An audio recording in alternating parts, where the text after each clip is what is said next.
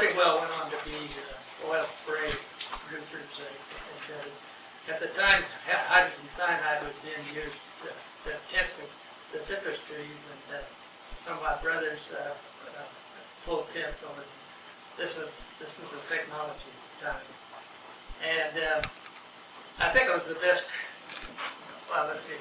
My real first employment was I went to Whittier College, and the USDA beneficial insects, citrus insects investigation was at a laboratory. It was on the campus, and I had a football scholarship, so one of the jobs that went with trying to work your way through college was to work at sweeping out the USDA laboratory there. So for 3 years I worked for the U.S. Department of Agriculture, and I got acquainted with quite a few things. And it was interesting. It was one of the best kept secrets, I think, of the time was the fact that anything about natural biocontrol. It seemed like all of the research was focused on chemicals.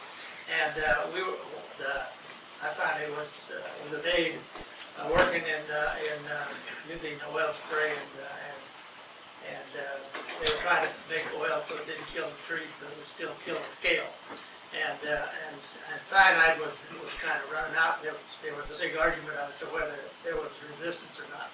And that argument went on for about 25 or 30 years when the chemical industry would never admit resistance. They just said you didn't apply it right and whatever.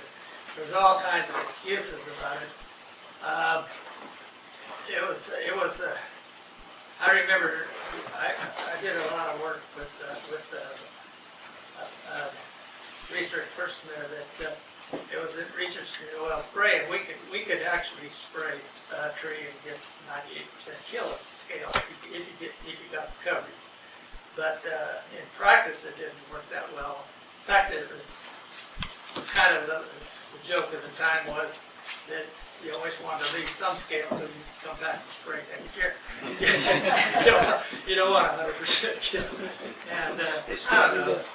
It seems like the focus has been so much on making the bottom line work in pest control and not really the farmers' interest. And I think this was a kind of a secret. I was doing a lot of work counting live and dead red scale, and there was always another class which he said, well, the leader of the group that those weren't just natural. But there was never a mention of any parasitism.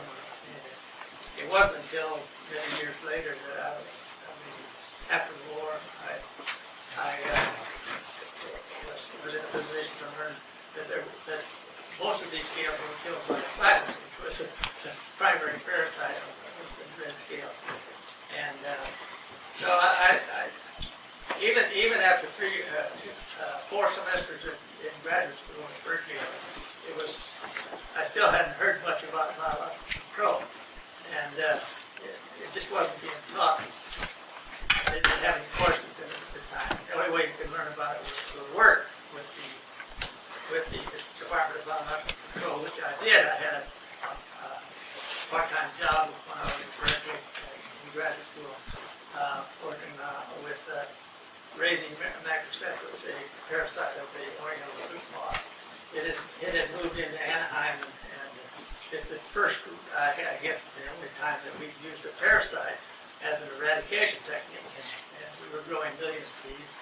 And for all practical purposes, we eradicated it because we couldn't find it anymore. I suppose that's a little bit like the midfly. When you can't find it anymore, you eradicate it.